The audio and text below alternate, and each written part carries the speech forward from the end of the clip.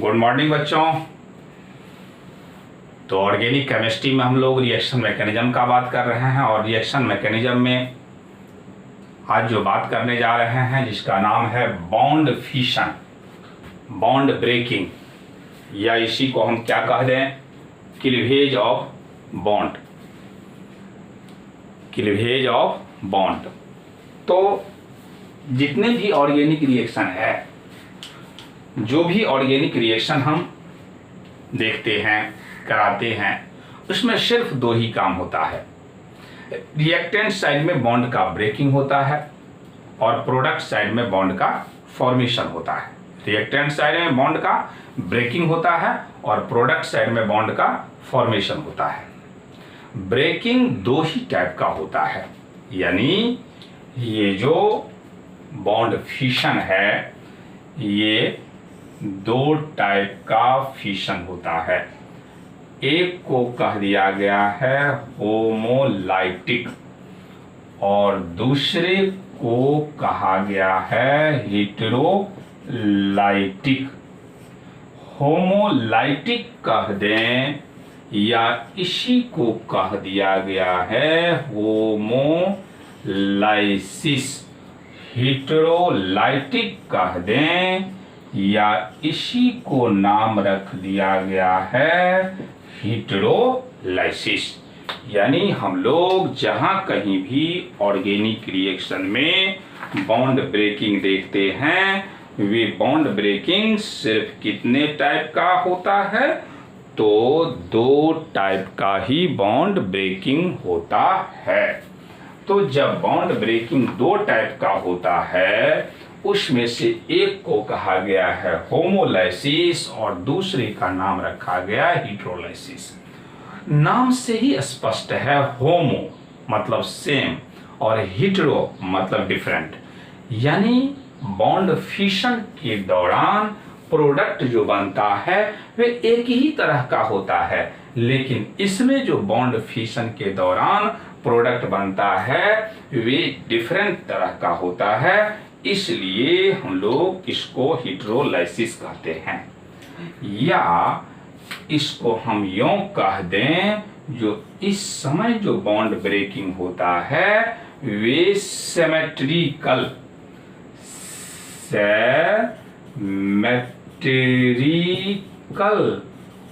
Bond fission, समान रूप से बॉन्ड का फिशन होता है।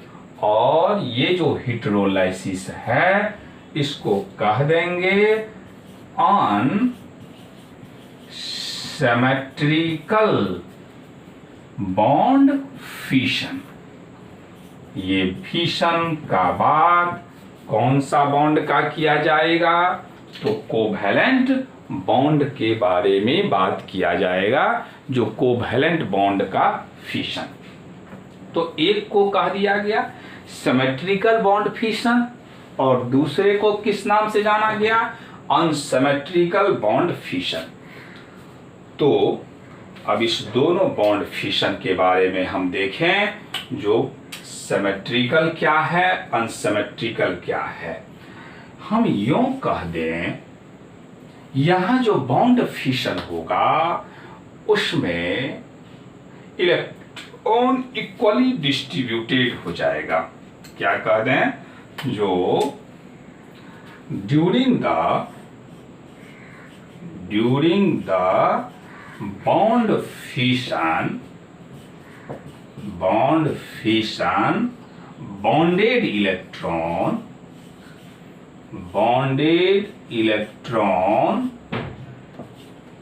आर इक्वली मतलब समान रूप से डिस्ट्रीब्यूटेड बाय ईच एटम, यानी प्रत्येक एटम के द्वारा जो है समान रूप से इलेक्ट्रॉन डिस्ट्रीब्यूट रहता है। During the bond fission bonded electron, जो इलेक्ट्रॉन जो बॉन्ड बना हुआ होता है वे इक्वली डिस्ट्रीब्यूटेड। और इसमें क्या कह देंगे, तो during the bond fission, during the bond fission, bonded electron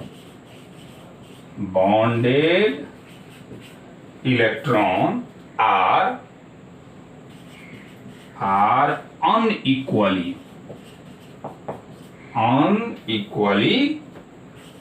distributed by each atom, प्रत्येक एटम के द्वारा असमान रूप से, असमान कहने का मतलब कोई एक इलेक्ट्रॉन ज्यादा लेगा और कोई एक इलेक्ट्रॉन कम लेगा। और इसमें किस तरह का घटना होगा, जो दो एटम जो बॉन्डेड होगा वे बॉन्डेड समान रूप से अपना अपना इलेक्ट्रॉन का डिस्ट्रीब्यूशन करेगा। तो क्या समझे, फिशन का मतलब होगा ब्रेकिंग, यानी बॉन्ड ब्रेकिंग कितने टाइप का, दो टाइप का। एक को कह दिया गया है होमोलाइटिक फिशन और दूसरे को कह देंगे हेटेरोलाइटिक फिशन। होमोलाइटिक फिशन को ही कहा गया होमोलाइसिस और हेटेरोलाइटिक फिशन को कहा गया हेटेरोलाइसिस। ये सिमेट्रिकल बॉन्ड फिशन और इसको कह दिया गया अनसिमेट्रिकल। इसी बात को और क्लियर कर दिए, जो सिमेट्रिकल मतलब बॉन्डेड इलेक्ट्रॉन जो होगा उसमें दोनों बॉन्डेड एटम समान रूप से इलेक्ट्रॉन का डिस्ट्रीब्यूशन कर देगा और इसमें समान रूप से डिस्ट्रीब्यूशन नहीं होगा। तो पहले वीडियो को पॉज करके नोट करें, तब हम आगे बढ़ेंगे। तो हम लोग उसी बॉन्ड फिशन को आगे बात जब करेंगे, तो ये क्या देख रहे हैं, देखिए आपको उसी तरह से एक्सप्रेस करना है। ए बी के बीच बॉन्ड फिशन हो रहा है। फिशन का मतलब क्लियर हो गया, जो ब्रेकिंग। तो यदि होमोलाइसिस होगा तो यहां पे इस तरह का बनेगा। ये बॉन्ड कौन सा फिशन है, होमोलाइसिस। तो होमोलाइसिस में यहां पे जो बॉन्डेड एटम है, ये जो बॉन्डेड एटम देख रहे हैं, वे बॉन्डेड एटम का इलेक्ट्रोनिगेटिविटी, ये दोनों का जो दोनों एटम है, बोथ कहेंगे, बोथ एटम हैव सेम और ऑलमोस्ट सेम इलेक्ट्रोनिगेटिविटी। क्या समझे बात, जो ये जो दोनों का दोनों बॉन्डेड एटम है, उस दोनों बॉन्डेड एटम का इलेक्ट्रोनिगेटिविटी लगभग क्या होना चाहिए, सेम होना चाहिए, या नहीं तो सेम हो तो उस सिचुएशन में होमोलाइसिस का प्रोबेबिलिटी ज्यादा है। अब जैसे ही यहाँ पे होमोलाइसिस होगा तो ये जो आप देख रहे हैं, ये देख रहे हैं ना, ये अनपेयर्ड इलेक्ट्रॉन है। ये जो इलेक्ट्रॉन है वे किस तरह का इलेक्ट्रॉन है, तो अनपेयर्ड इलेक्ट्रॉन। और यदि अनपेयर्ड इलेक्ट्रॉन हो, ऑड इलेक्ट्रॉन प्रेजेंट हो, तो उसको हम किस नाम से जानेंगे, फ्री रेडिकल। यानी ये फ्री रेडिकल के नाम से जाना जाएगा। तो होमोलाइसिस के दौरान आपसे पूछ दिया जाए, जो वन होमोलाइसिस हो रहा है, कितने फ्री रेडिकल का फॉर्मेशन होगा, तो 2 फ्री रेडिकल का फॉर्मेशन होगा। कैसे हम पहचानेंगे जो भी फ्री रेडिकल है, तो वहां पे क्या होगा, ऑड इलेक्ट्रॉन होगा। ये जो देख रहे हैं इसको हम क्या कह देंगे, ऑड इलेक्ट्रॉन। तो क्लियर हो गया, जो होमोलाइसिस में किस तरह का घटना होगा, जो यहाँ बॉन्डेड एटम के बीच ऑलमोस्ट इलेक्ट्रोनिगेटिविटी या तो सेम होना चाहिए या नहीं तो लगभग सेम हो, तो वहां पे बॉन्ड फिशन होगा। और वे जो बॉन्ड फिशन होगा उसको हम लोग कह देंगे होमोलाइसिस होगा। अब थोड़ा सा कंडीशन समझ लें। जो किस कंडीशन में इस तरह का बॉन्ड फिशन होगा, ये जानना जरूरी है। कंडीशन, तो कंडीशन में ए और बी के बीच यहाँ पे हम लोगों को कंडीशन प्रोवाइड करेंगे। किस टाइप का कंडीशन होगा, जो कौन सा घटना होगा बाबू, होमोलाइसिस का घटना होगा। अभी आप जानते हैं, जो कहीं आप खड़े हो जाए तो स्वेटिंग होना स्टार्ट हो जाता है, पसीना निकलना स्टार्ट हो जाता है? बिना फैन का, यदि फैन न हो तो पसीना निकलना स्टार्ट हो जाता है कि नहीं होता है? तो ये क्या कंडीशन हुआ, जो टेम्परेचर हाई होगा तो वहां पसीना स्टार्ट हो जाएगा निकलना। उसी तरह से होमोलाइसिस के लिए पहला पॉइंट दे रहे हैं, जो पर ऑक्साइड यदि है, पर ऑक्साइड यदि एक वैसा बॉन्ड जहां पे ऑलमोस्ट सेम और सेम इलेक्ट्रोनिगेटिविटी हो दो एटम के बीच, तो हम कह देंगे पेरोक्साइड देने पर क्या बनेगा, हम लोगों को फ्री रेडिकल का फॉर्मेशन होगा। दूसरा कंडीशन किस तरह का होगा, यदि हम HNu मतलब सनलाइट प्रोवाइड कर दें और सनलाइट न लिख करके HNu, तो वहां पे घटना होमोलाइसिस का होगा। तीसरा, यहाँ ये किसका सिंबल है, तो हीट, यानी हीट कर दें तो वहां भी होमोलाइसिस का घटना होगा। और फिर ये चौथा कंडीशन क्या होगा, तो यदि हम इलेक्ट्रिसिटी प्रोवाइड कर दें,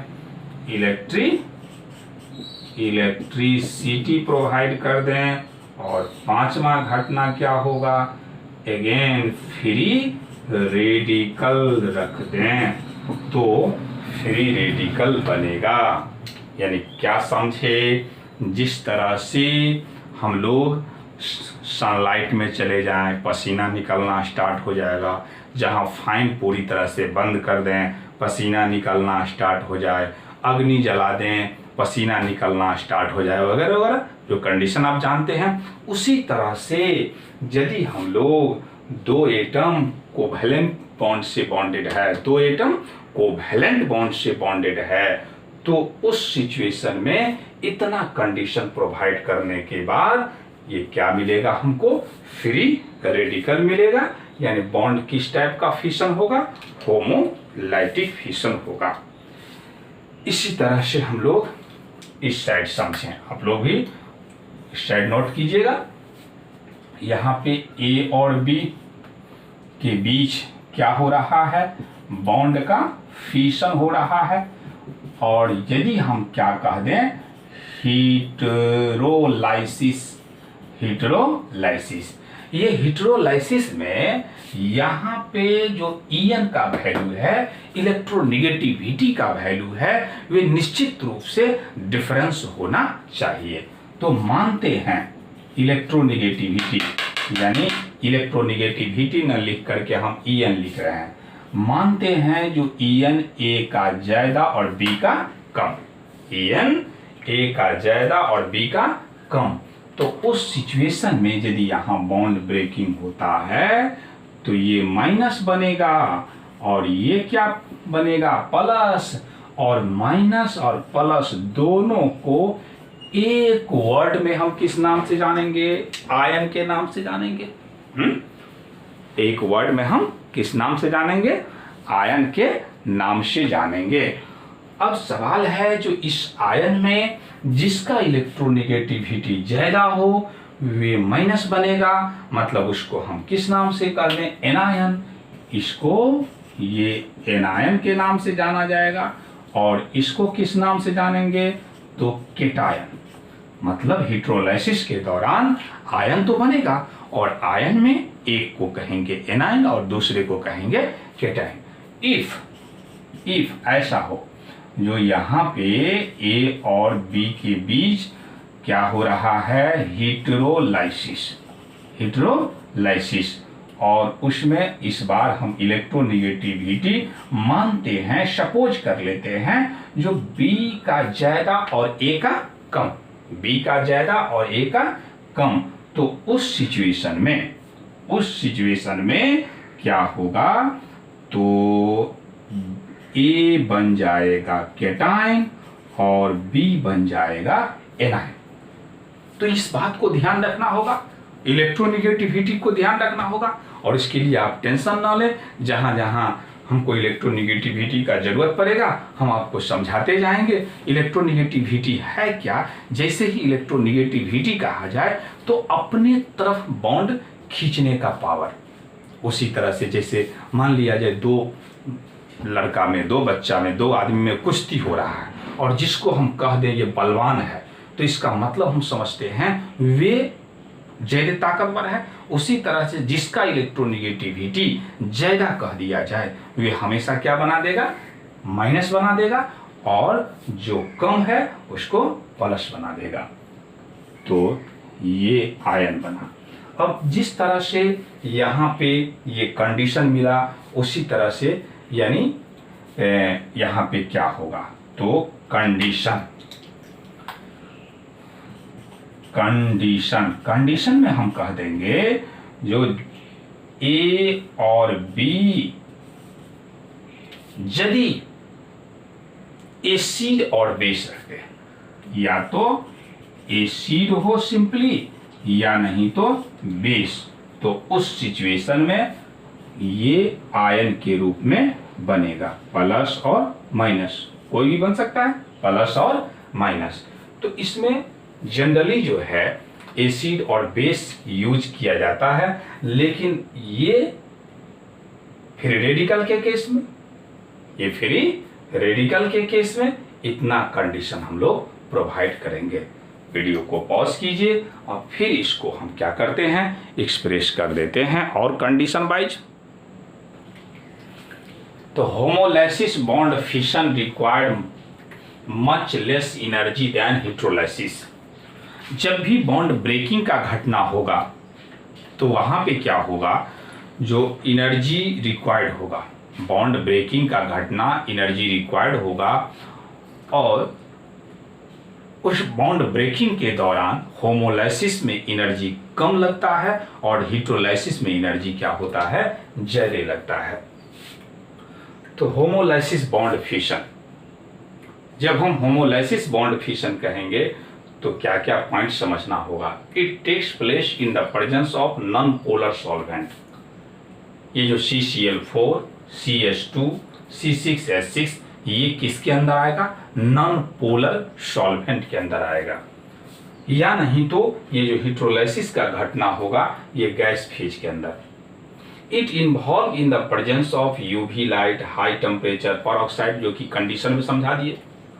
rate of reaction independent of temperature, ये नहीं जो ये घटना टेम्परेचर के प्रेजेंस में हो रहा है तो जितना ज्यादा टेम्परेचर देंगे उतना ही बढ़ेगा, ऐसा नहीं है। यानी एक सर्टेन टेम्परेचर पे रिएक्शन स्टार्ट होगा, फिर बढ़ाने से कोई फर्क नहीं है। तो इसीलिए इंडिपेंडेंट ऑफ टेम्परेचर।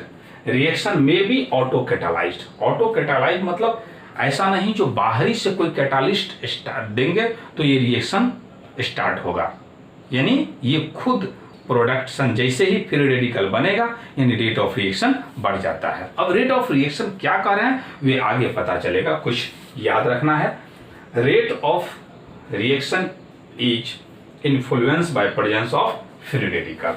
तो अभी सिर्फ आप एक ही बात याद रखें, जो होमोलाइसिस के दौरान, होमोलाइटिक बॉन्ड फिशन के दौरान किसका फॉर्मेशन होता है, फ्री रेडिकल का, और संभव हो तो इतना थोड़ा सा कुछ और याद रखें। वीडियो को पॉज करें, नोट करें। तो हेटेरोलाइसिस पोलर सॉल्वेंट में होगा, ये एसिड कैटालाइज्ड होगा। तो हेटेरोलाइसिस के बारे में डिटेल हम लोग जब देखेंगे, प्रोडक्ट क्या होगा, आयन होगा, जब रिएक्शन देखेंगे तो आज के बाद अगले क्लास से हम फिर बात करेंगे रिएक्टिव इंटरमीडिएट। क्या बात करेंगे? रिएक्शन इंटरमीडिएट, या इसी को क्या बोल दीजिएगा? Reactive intermediate. अब ये नाम से ही है रिएक्शन इंटरमीडिएट। इंटरमीडिएट का मतलब होता है बीच बीच का स्टेट। मान लिया जाए हम लोग क्या करते हैं, जैसे ये CH3Cl और इस पे हम कोई कंडीशन प्रोवाइड कर रहे हैं, जैसा कि आपको हम दे रहे हैं एक्वस QH। तो एक्वस QH देंगे तो ये याद रखना होगा, जो ये OH में बदल जाता है, मतलब Cl बदल गया OH में, तो क्या अपने आप डायरेक्ट बदल गया? ऐसा नहीं, यानी ये रिएक्टेंट है और ये मेरा क्या है? प्रोडक्ट है। इस रिएक्टेंट और प्रोडक्ट के बीच में ही आएगा इंटरमीडिएट। क्या आएगा? इंटरमीडिएट। ये इंटरमीडिएट का लाइफ टाइम बहुत ही कम होता है। ये जो इंटरमीडिएट है वे वेरी शॉर्ट लिव, यानी क्या कहेंगे? ये शॉर्ट लिव्ड स्पीसीज है, मतलब इसका जीवन काल जो है वे बहुत ही कम देर का होता है। इसी इंटरमीडिएट के बारे में स्टडी करेंगे। ये इंटरमीडिएट क्या क्या होगा? तो कार्बोनियम आयन, दूसरा क्या होगा? कार्ब एनायन, तीसरा क्या होगा? फ्री रेडिकल, चौथा क्या होगा? कार्बीन, पांचवा क्या होगा? नाइट्रीन, छठा क्या होगा? तो बेंजाइन। इतने टाइप का ये इंटरमीडिएट है। कार्बोनियम आयन कैसे पहचानेंगे? तो कार्बन पे यदि प्लस हो तो कार्बोनियम आयन। जैसे ही आप देखते हैं समाज में कोई चंदन टीका लगाए हुआ है तो क्या कह देते हैं? ये बाबा जी है, कहते हैं कि नहीं? उसी तरह से यदि कार्बन पे प्लस है तो कहेंगे कार्बोनियम आयन।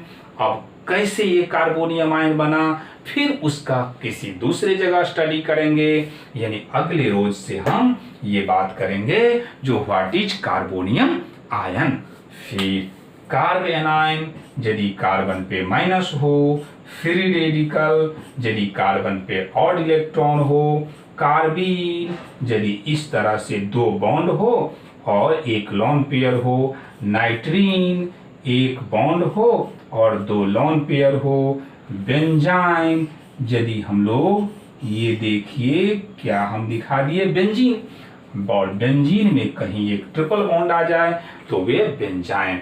तो इस तरह से 1 2 3 4 5 और 6 कितने इंटरमीडिएट का बात करेंगे? 6। उस 6 में से सिर्फ 3 इंटरमीडिएट मेन होगा, कार्बोनियम आयन, कार्ब एनायन और फ्री रेडिकल। ये कार्बोनियम आयन जो है इसको कार्बोकैटायन भी कहा गया है, कार्बोकैटायन। तो ये रिएक्शन के व्यू से तो इंपॉर्टेंस है ही। और जो लोग ये सोचते हैं जो 12th में क्या आएगा सर ऑर्गेनिक केमिस्ट्री, तो इस तीनों में से ये जो तीनों आप देख रहे हैं इस तीनों में से 12th में आता है शॉर्ट नोट लिखने के लिए, जो व्हाट इज कार्बोनियम आयन या कार्बन आयन या फ्री रेडिकल, तीनों में से, इसमें से आगे में से नहीं 12th पर, लेकिन पहचानना है आपको। तो बस आज के लिए हम इतना ही बात करेंगे, अगले रोज हम लोग बात करेंगे कार्बोनियम आयन। उम्मीद है जो कार्बोनियम आयन प्रयास करेंगे 1 लेक्चर, नहीं तो 2 लेक्चर में हम लोगों का फिनिश्ड हो जाएगा। और फिजिकल केमिस्ट्री में कल क्या स्टार्ट होगा? तो केमिकल काइनेटिक्स सॉल्यूशन, इसलिए नहीं बात कर रहे हैं जो सॉल्यूशन एग्जाम के नज़दीक बात करेंगे तो आप लोगों को अच्छा से करंट में रहेगा, क्योंकि उसमें ज़्यादा क्वेश्चन, छोटा छोटा क्वेश्चन ज़्यादा है। और केमिकल काइनेटिक्स में क्या है, एक क्वेश्चन फर्स्ट ऑर्डर जो नाम लेंगे और एक आर्हेनियस इक्वेशन, वे आने का प्रोबेबिलिटी है और उसको आपको रटना पड़ेगा। इसीलिए मैंने निर्णय लिया जो केमिकल काइनेटिक्स को पहले बात करें। बस इतना ही आज के लिए। जय हिंद।